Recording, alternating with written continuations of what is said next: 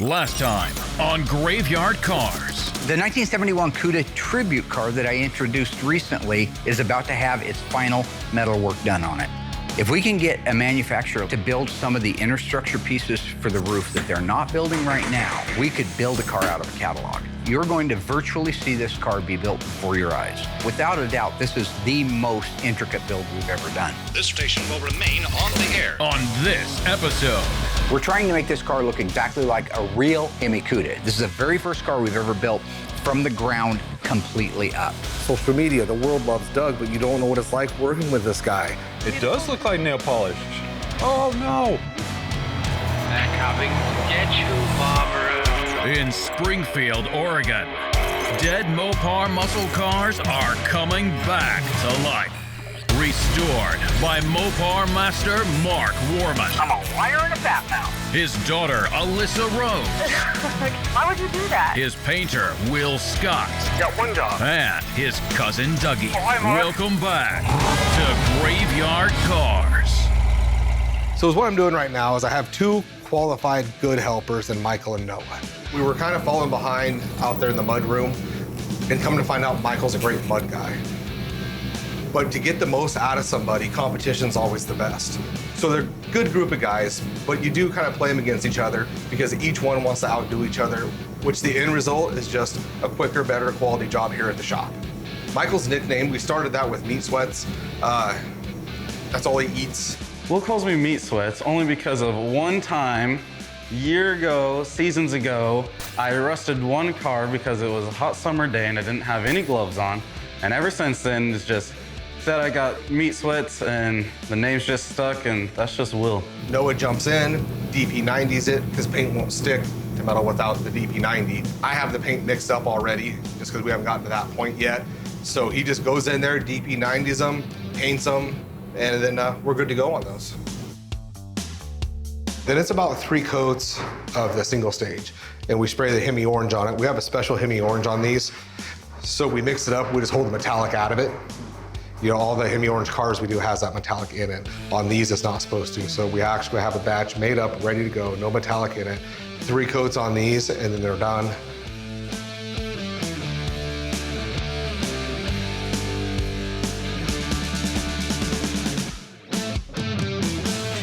So one of the cars that I brought in here last summer to do some restoration work was this 1970 Dodge Challenger RT. So in the world of super rare, it's not the rarest one. They made 2,570 383 4-speed 70 Challenger RTs. This is a 4-speed car. This car is wearing most of its original paint.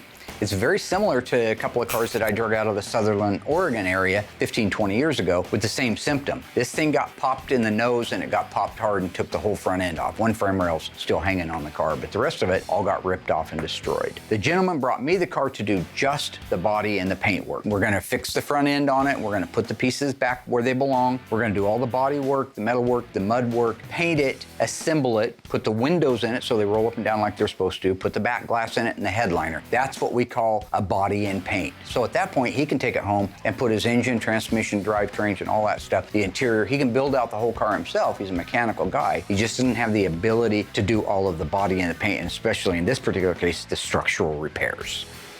So this is the area you can see that they removed the left-hand frame rail. All the spot welds are drilled out. You can see here where the frame rail, when it got hit that way, it also went up in the air. That's how I have a dent right here. So based on the fact that this back baffle is puckered right here, the frame rail is that way, and this kink right here, I can tell that the impact on this car is this way.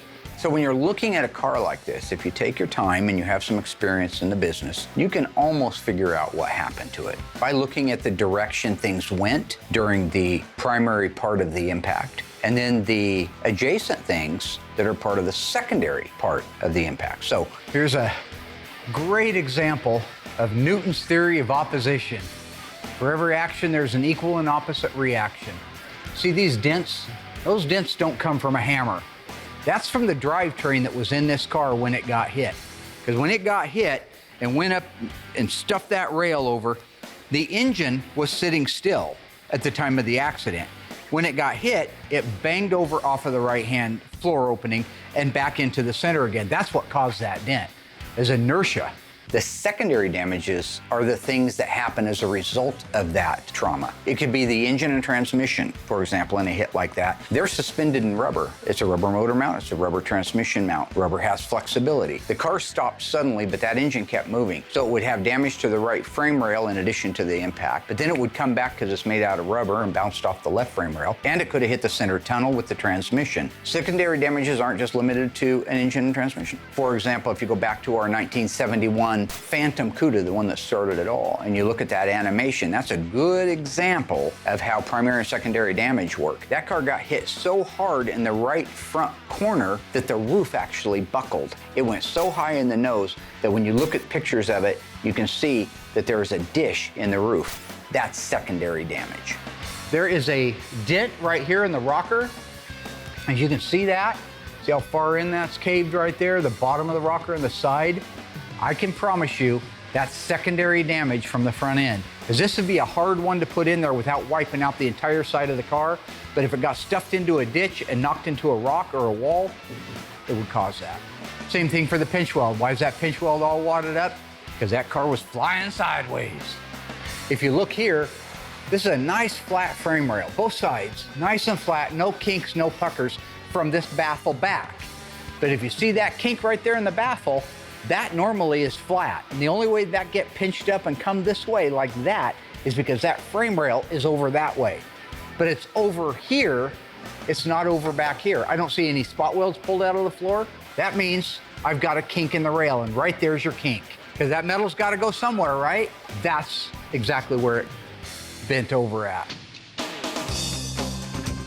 So on the 1971 Hemi Cuda hardtop, we're trying to make this car look exactly like a real live Hemi Cuda. So other than the vehicle identification number, you'll never know the difference between this car and a real Hemi car. This is a good example of what a factory engine, but a little bit better, would be.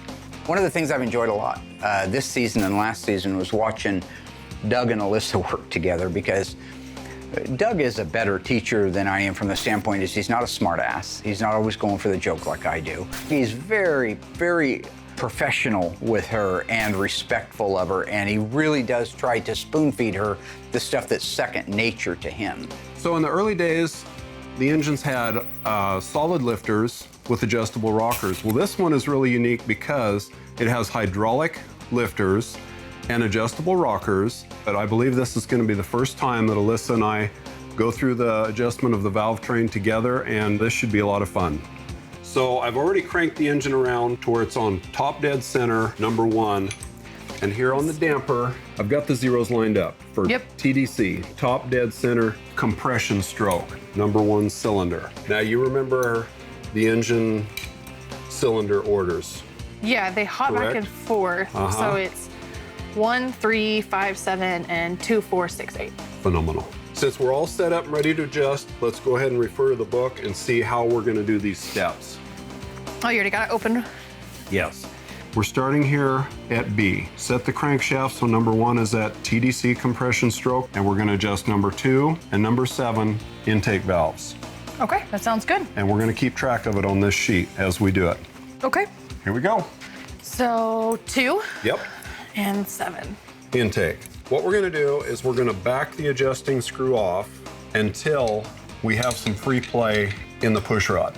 Okay. I'm going to start running this adjusting screw down until we get to 0 lash. Okay. So 0 lash is when it gets hard to spin that because I've got all the play out of the rocker. So I've got it backed off and you can feel some play, right? Yeah, slides back and forth pretty easily. Yeah. So now I'm going to turn it down until I feel it touch, which is right about there, I believe. No free play, right? Nope. We don't want any up and down play. We want all the slack out of the adjustment here. So once you've got it, all the free plays out of that, all I have to do now is turn that screw 1.5 turns. Okay, so once you feel that it hits the bottom, 1.5 turns. Right. And then it's right where you want it? That's it. Lock it down. How do you know if it's gone too far? I just back it up and I retry it until it feels like I've just barely got any pressure on that. Feels good, huh? Mm-hmm. Okay, so I've got little red marks on these and I'm gonna turn it 1.5 turns. Here's my little mark right there at the top. Mm-hmm. So that's where I'm gonna start. What happens if you over tighten these? If you over tighten these, you're gonna have valves that are partly open and you're not gonna have good compression. Okay, will it blow your engine eventually? That won't blow your engine. It's just not gonna run as good. Okay. You'll notice the difference. So what happens if you don't tighten them down far enough? So if you don't tighten these to the correct specs, they're gonna rattle. They're gonna make a lot of noise. Is that why you have to do certain numbers before others? The reason we're doing this order is because every time we rotate this, it turns the camshaft lobes away so that these are as loose as you can get them for adjustment. Okay, so we've done number 2 intake. Which I'll mark off, So just put a 2. check next to that. Done that. Now we need 7 intake. So over here. Yeah. This one. You wanna back it off? Here's your Allen wrench. So unscrew it until we have some slack in it, and then tighten it down until you feel it bottom. Got it? Okay, so we'll turn it 1.5 turns now. Can you see the red dot on it? I can. So it's straight at the bottom. So now we're gonna go, okay. Okay. Straight up. It started straight down, the red dot. So I took it 1.5. Okay, Now it's on great, the top. perfect. Okay, so now we'll lock the jam nut. So the jam nut is what holds the adjusting screw in place. It locks it down so it can't back off. If it backs off, you'll hear it. It'll get really noisy. Oh, okay. Yeah. Okay, so we've got number 7 intake done. Do you think this engine smells like a wet dog? Yeah. What is that? I do. I thought that was you for a while.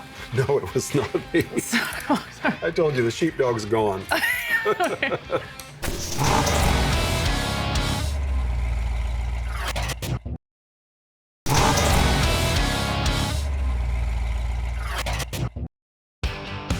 So now we've done our 2 intake valves, and the intake valves are closest to the intake ports where the fuel goes in. The exhaust valves are on the outside closest to you, which is the exhaust ports on the outside of the head. Exhaust rockers are on the outside. So now we're gonna do number 4, exhaust. For exhaust, okay. What are these called? And how come they're purple? Because I can tell those aren't original. What are these? Yeah, they're cool, but. They don't look like original equipment, do they? These are called rocker shaft towers, and they hold the rocker shafts in place. These are from Mancini Racing. Mark loves their parts. They're made out of billet aluminum. How come they're purple? Racers like pretty things. I don't know. That's just the color they powder coated them or whatever finish they put on them. Guys like all their stuff to be shiny and pretty and, you know, colorful, right? Yeah, well, they definitely back in the 70s with your guys' all the colors you guys liked on your cars. Yeah, we did. We certainly did. We loved them. It was groovy. We still do. Groovy? No? I don't think we... That wasn't what you guys used? What was cool? What does my dad use for cool? Hey. What? Right? The Fonz, right? You don't know who that is? Well, I've heard of it, but his impression looks different than yours. I know, I'm bad. No, you're not that bad. My dad's crazy. He fully commits to the character. Okay, number 8, exhaust done. Great. Now we rotate the crankshaft 180 degrees in normal running direction. Okay, so we're gonna rotate the engine 180 degrees. Yes. So I've marked the other side of the damper right here. Okay. So all I have to do is rotate it around half a turn. To the 0? To our 0 mark, exactly. Okay. So. I like your marks, your red marks that you took the time to do. That makes it. I can see them. Yeah, okay. The guy has already drilled out all the spot welds for the cowl panel because he knows this has to come off to be able to repair the firewall. So I'll just lift that off of there right now and set it down. This is what it looks like inside there. This is the plenum area in between the upper cowl panel and the firewall. It's really hard to see, again, because this is a big piece of sheet metal. It already has lots of kinks and turns and bends. Hard to know what's there. Even I have a hard time knowing, should this be there, should it not be there? That's why we have comparisons out back. But some things I can look down on and I can see that the master cylinder area stoved in. This kink right here should not be here in this firewall. This should be flat right here. You'd never be able to get this to hold the bulkhead. This is real solid though. A lot of times these are rotted out, especially around these. They rust a lot. These are the cold air vents. When you're inside the car and you pull that little handle that says vent, it opens up this plenum to take the air through that cowl into there and put it inside the compartment of the car. Both sides the same way. If you had air conditioning, it uses a different system than that. Here's a lot of the factory seam sealer that they did put on. That's what's left of this white crusty stuff here. That was something that went on before the panel got spot welded into place. You can see it around the windshield. Real ugly, but that's okay. You couldn't see it once it was on the car, but it would help protect it. So the most important reason why we're not gonna put a new upper cowl panel on this car, and we're gonna have to save this one, is because the key numbers that make this a real RT are in this panel, right here. Those are the last 8 characters of the vehicle identification number. They are stamped in at the factory. It isn't really hidden very well, but it is a hidden body number. You can always tell when these have been manipulated. They have a very minor low spot to them from the stamping. Those numbers are clean. The ones look like the letter I. Everything about that is righteous as rain, just as good as it can be. So when you're talking about hidden body numbers, we've talked about this before, but if you're new to the show, I'll explain it one more time. There's a car that's described as a complete numbers matching car. That means that the vehicle identification number on the title matches the vehicle identification number on the information label on the driver's door in 71. The hidden numbers on the upper cowl panel match that title and that door, and the numbers on the radiator support match the title and the door and the cowl numbers.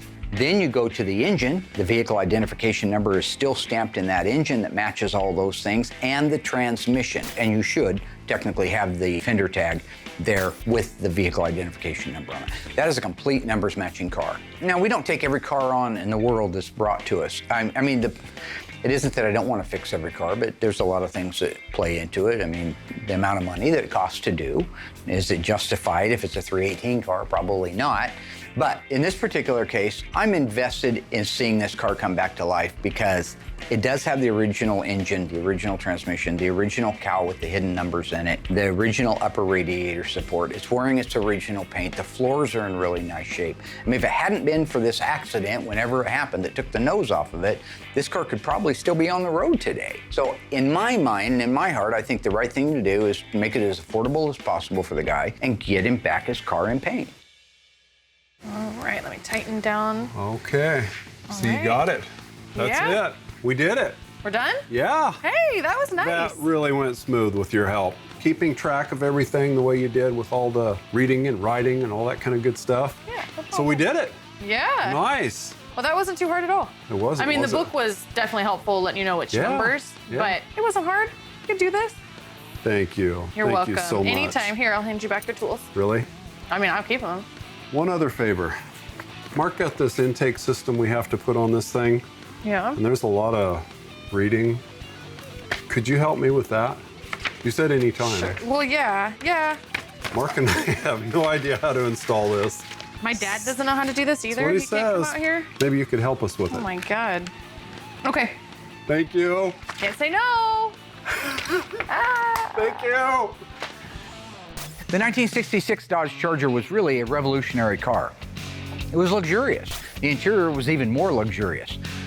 4 bucket seats, fold-down panel that separated the trunk from the main compartment. You could actually sleep in the back of this car.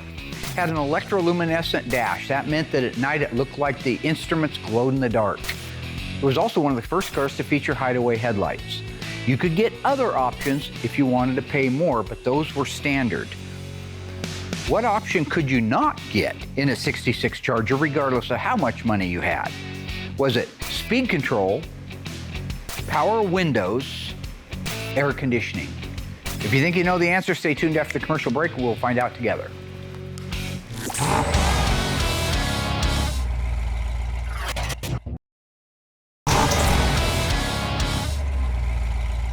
So welcome back, everybody. How did you do on that one? The 66 model cars and the 67 models, I'm a little soft on those too, so I'm gonna give you a pass if you guessed wrong here. I won't be my quintessential sarcastic self. What option could you not get in a 66 Charger regardless of how much money you had? Air conditioning, power windows, speed control? If you guessed air conditioning, you're wrong. You could get air conditioning unless you had a 426 Hemi. Then you couldn't get air conditioning, but otherwise that option was available. If you guessed power windows, you were wrong again. In fact, I've seen quite a few 66 Chargers with power windows. Remember, those were a fairly luxurious little car. If you guessed speed control, then you'd be absolutely right. You could never get the 66 Charger with speed control. I don't know how much people cared about speed control in 1966. Wasn't the speed limit like 200? You just keep your foot down. That's what the old timers tell us. I don't know. I always obey the law myself, personally. More of an angel, a little halo on me.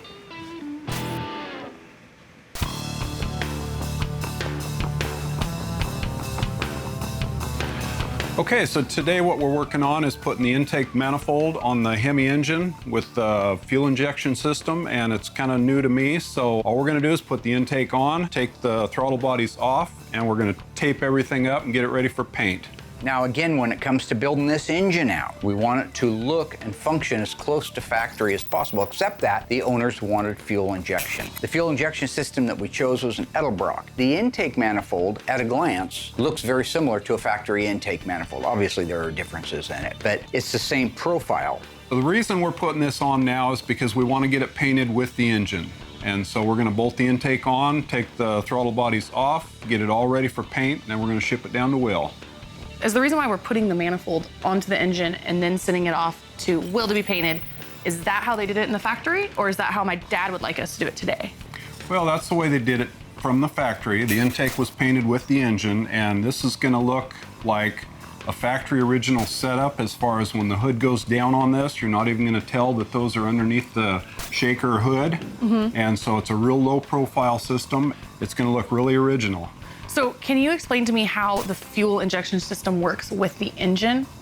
If you want to know anything about this stuff, ask your dad. So the reason that folks went with fuel injection is the same reason people are putting late model Mopar performance crate engines in the cars. They're a lot less maintenance than the old school carburetors were. So an old school carburetor, it's a very mechanical system, and it worked great for many, many years. It's all we had too.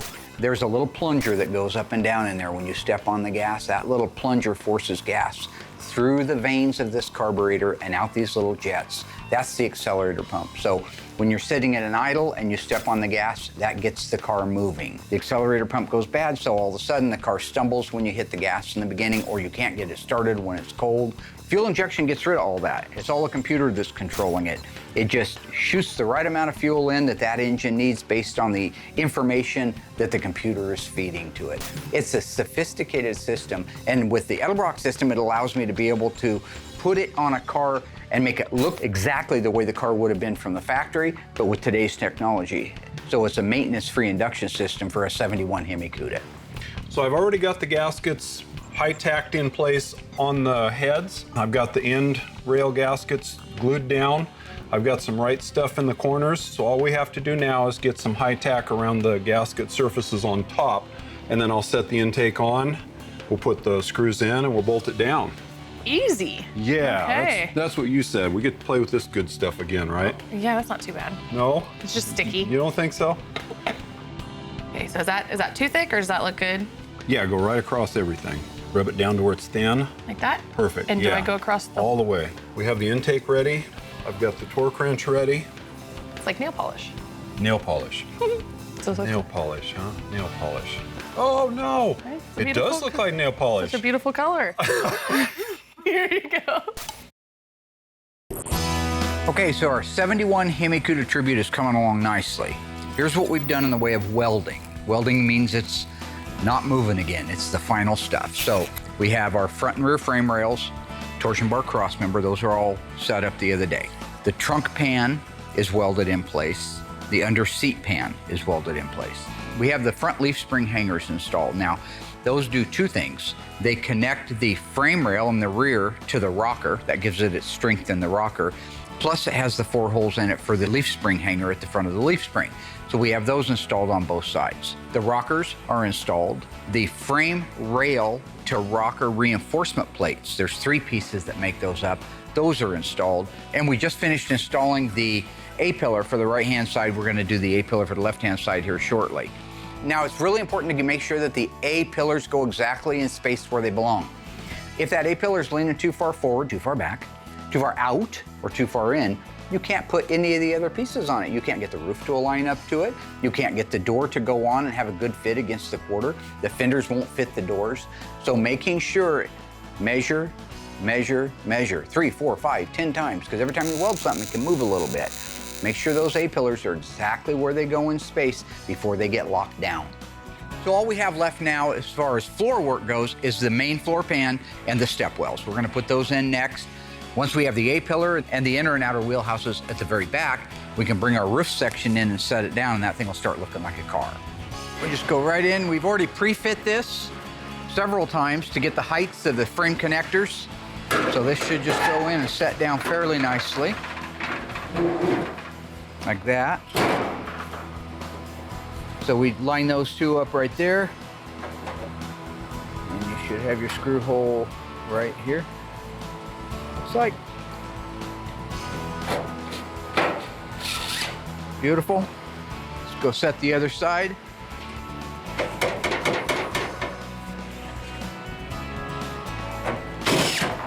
Beautiful. Okay, so what I'm gonna do, I'm gonna have George go ahead and weld up these farthest to the inside holes right here on both sides. That'll establish that it's down tight against the transmission cross member. At that point, we'll go back and put our step wells in, our rear foot wells, set those up to height, because as you can tell, this thing moves all over. So we don't want to start welding it against the side over here until we know that it's the right trajectory from the under seat pan all the way over to the main pan. So we've got to establish some kind of a value, and that value is going to be the main floor pan to transmission cross member.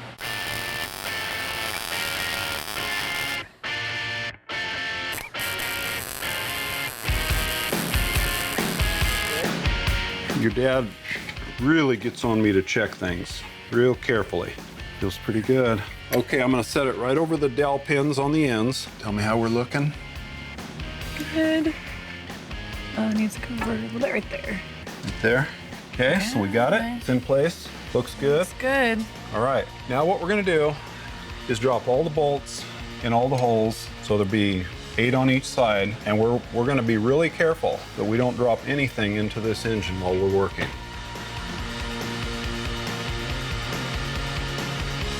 Okay, so now we'll just use this to run them down. So as soon as we get this all snugged down, we're gonna go ahead and torque them down. Torque down or torque? Torqued. Okay. Thought you were about to twerk for me, Doug. Wasn't sure. Huh? Thought you were gonna twerk for me. I wasn't sure. I can. Do you know what that is? Twerk? Yeah, like twerking. I don't. It's a dance. You know I can't dance. So speaking of twerking, or twerking, or whatever it is, do you want to see what twerking actually is? It's a Sure. type of dance I don't think you've ever seen before. Okay. Okay, Jeffrey. Let's check this out.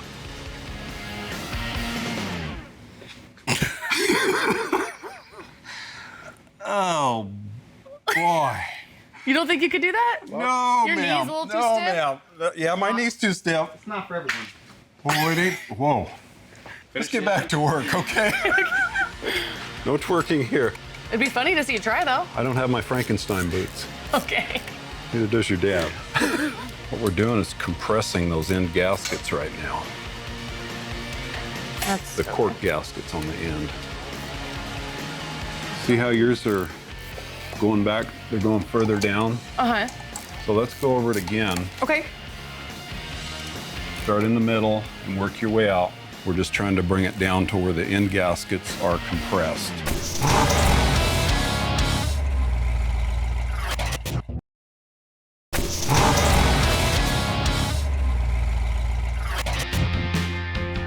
This intake is a little bit different because the cast iron intakes we normally put on, they take bigger bolts and they set in a little better than this does. This is really taking a lot of time because the torque setting is so light, and to compress this gasket, I want to bring it down evenly before I start torquing it down. So we're going to start at a real low torque setting. Okay. We're going to start in the center. This is going to be a real tedious job. Okay, so we're just bringing it down real slowly. Okay, you want to try your side? Yeah. Just go real slow. There's 60. Okay. Perfect. So now I'm going to take it up to 72. Do you just know these numbers off the top of your head? 'Cause you did No, it? no. I read the service manual. Oh.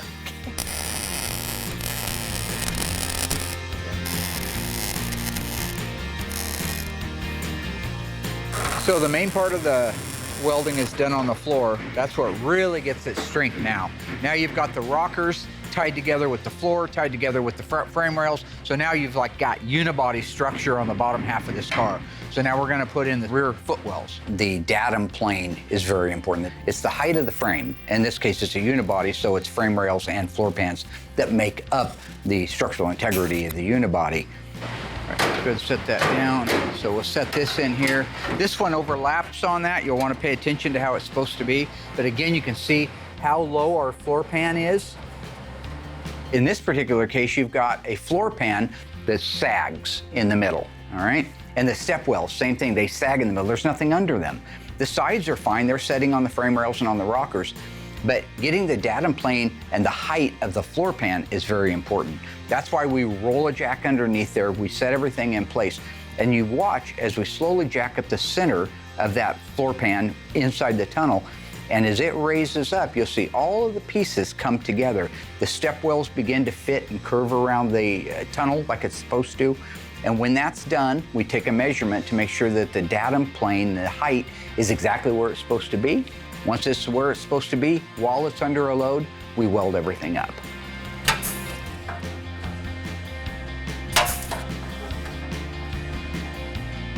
So far everything's gone really well.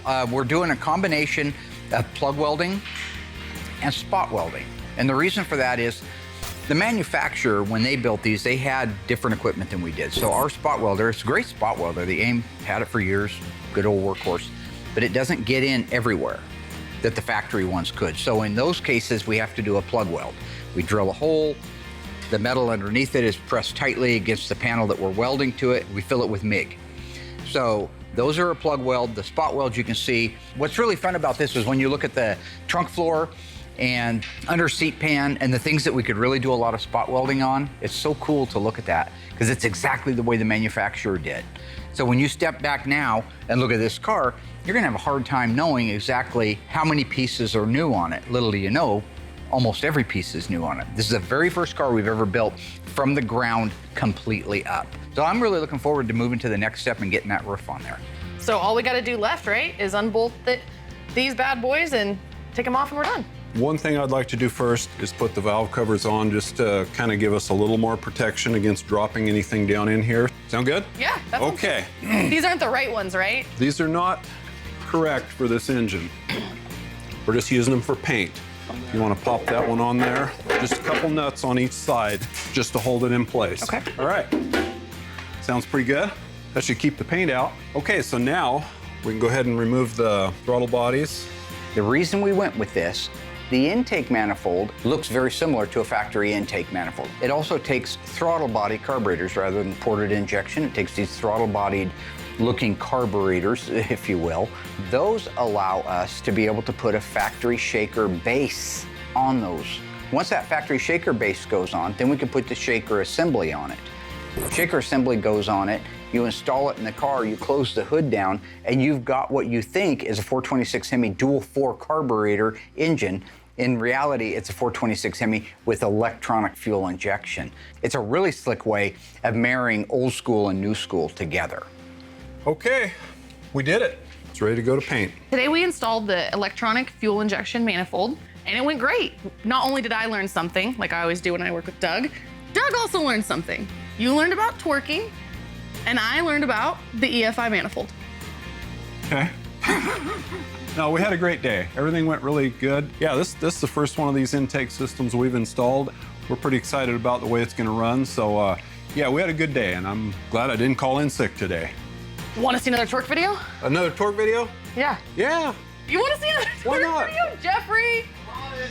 Okay, he'll bring the.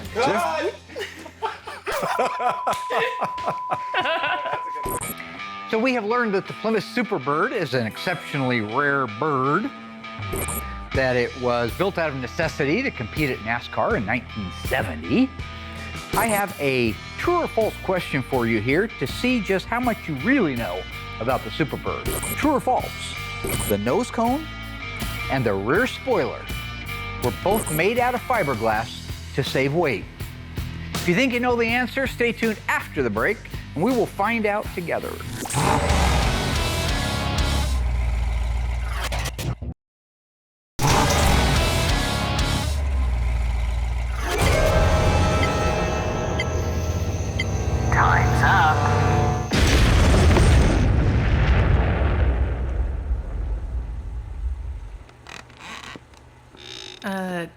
We're still alive. I heard the bomb go off. What happened? Sorry about that, folks. Been having a bit of a rodent problem in the east wing.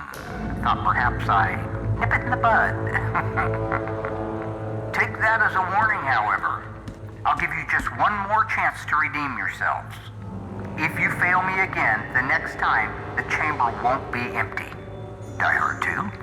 What is this? Some kind of revenge? Extortion? You're dead, pal. What more do you need from us? It's not as simple as all that, Mr. McLean. There is a payphone in the lounge. You and Mr. Gamble will go there, no one else. I will call you in 5 minutes. Failure to answer will cost you non-compliance. Do you understand me, Jim? Oh yeah, I understand. I understand you're a wacko that likes to rip off action movies. That's what I understand. Good. I'll talk to you in 5 minutes. Well, it looks like we're in this one together, pal. I'm not expendable. What the hell are you talking about, pal? It's what that lady in the bowl said in first part 2, the necklace.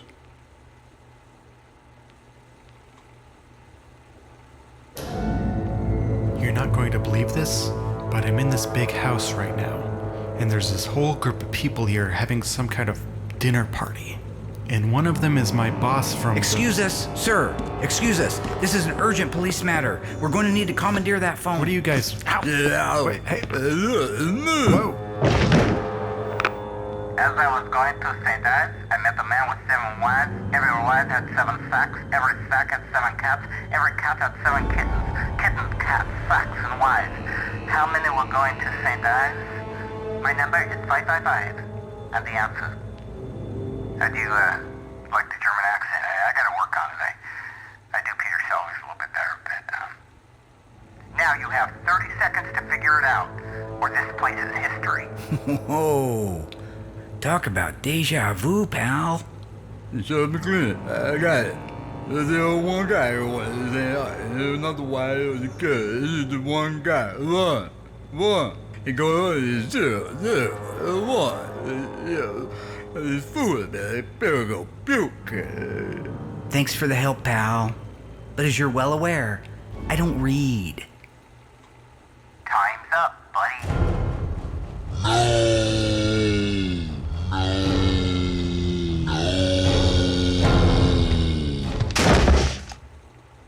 Everybody, duck. There's a bomb. Another bomb. Pal. Are you guys talking about this bomb? We found it while you guys were out of the room. It's just a dud.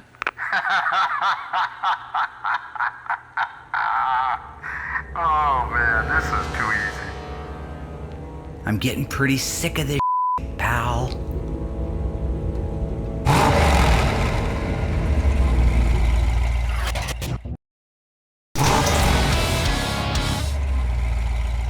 Okay, ghouls, how did we do on that one? Now, I don't think we've even talked about this in the past, so if you're familiar with the Superbirds, you already know the answer. If you're not, you're gonna learn something. Now, true or false, the nose cone and the rear spoiler are made of fiberglass. That was to save weight. If you said that's a true statement, it's a great guess, but it's no closer to the truth. The nose cone was made of steel, all of it. It was an assembled unit. It had 2 sides, a top, and a bottom, all steel. The doors that went in the nose cone, they were made of fiberglass, so give you 10% for being right there.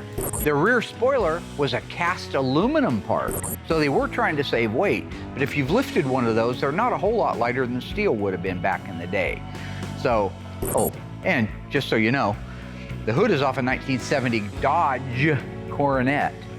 And the extension piece at the front is also made of steel. Both fenders on the Superbird are actually Dodge Coronet fenders modified for a Plymouth Superbird. Rewind that, DVR it, go back, play it a bunch of times. Allysa and I finally got the engine ready. We're gonna ship this over to Will for paint. All right, Doug. Hey, my good friend Will, how are you? You done with that? Yes, it's ready. Let's go. Where are we going? Mark, I was supposed to you're have gonna this take done this down there? Yes, let's go. Sweet. Okay, this is great. I'm gonna try to get back at Will a little bit because he always gives me a bad time, and I got 2 more engines ready to go for him, and let's see if I can pull a trick on Will this time. This should have been done 2 weeks ago. Well, it's been waiting for you, and in the No, it process, hasn't, because- I got 2 more for you. If you could, friend. Why do you do that? What do you mean? Why? Well, I know it's been a while, but I got 2 more ready to go. So And I need that one ASAP. No, I need it Please. ASAP. That one? Yeah, I need that now. Could you take these 2 while you're at it? Why do you do this to me? Mark's on my butt to get this one done, and you got 3 ready? So Yeah. you sit around for 2 months building 3 engines, doing whatever it is you do, I build it. and then I gotta come over and paint right away. Not Thank only to you. have 1, I gotta do 3. And we know none of these are even gonna run. Not gonna run? Did you build them? Alyssa helped me build that one. Well, that's garbage. What about these 2? They're ready to go. But do they run? Well, of course they run. Okay, so we're not gonna have any rear main seals leaking, no craziness when these go in the car like normal? That ain't my problem. Well, it's your problem because it's your department, Doug. Thank you, friend. Okay, so the booth is open. Now, do these actually roll? Yeah. Why'd you hesitate? All right, you follow me and bring the other 2, Doug. I gotta go, Will. Now, Doug. I got a phone call. Doug, your Tony, replacement's is a that phone you? call away. Hey, lunch. Let's do lunch, Tony. Oh my God. So having gone over the entire 1970 Challenger 383 4-speed car, documented it, inventoried it, already spoken with the owner, we're in a position that I can cut the guys loose to do a disassembly on it. There isn't a lot to disassemble because it is a good portion of it has been disassembled, but there's stuff inside the car and things that need to be put away. Once that's done, it'll go out onto the racking and set in line and get ready to go to the dipper. Eli and I got the Challenger torn apart. Took us all of about 15 minutes. Real quick disassembly here. So we'll get this all off to the dipper and get it cleaned off and bring it back for some body work and hopefully see this car go back together. So in typical Graveyard Carz fashion, as opposed to, hey, let's just build out the 1, let's get it down to Will because that's emergency. Doug doesn't think that way. He says, hey, I'm building 1 engine, let's go ahead and build 3. It's unfortunate because I try not to get on Doug because I love Doug. My parents love Doug. Social media, the world loves Doug, but you don't know what it's like working with this guy. It takes the simplest task and makes it 10 times harder than what it truly needs to be. So I got 2 of the engines in here. There was some miscommunication. Out of the 3, there were only 2 that were ready. But that's typical Doug fashion. So not only does he waste the time building all these engines out when I just needed 1, he didn't even have that 3rd one ready to go. But I do have 2 in here. One of them's a Hemi. These things are big, they're heavy. It's a lot.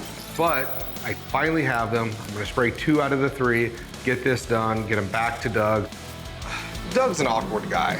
I gotta learn not to buy in to Doug's silliness because it's not even funny. You know, at least Mark said, it's kind of funny, but it's the same silliness. It's that whole gene pool. They all have that same sense of humor. Half the stuff isn't funny, but it's Doug. Love him to death, heart of gold. End result is engines got painted, they're back over to him, and we can move forward.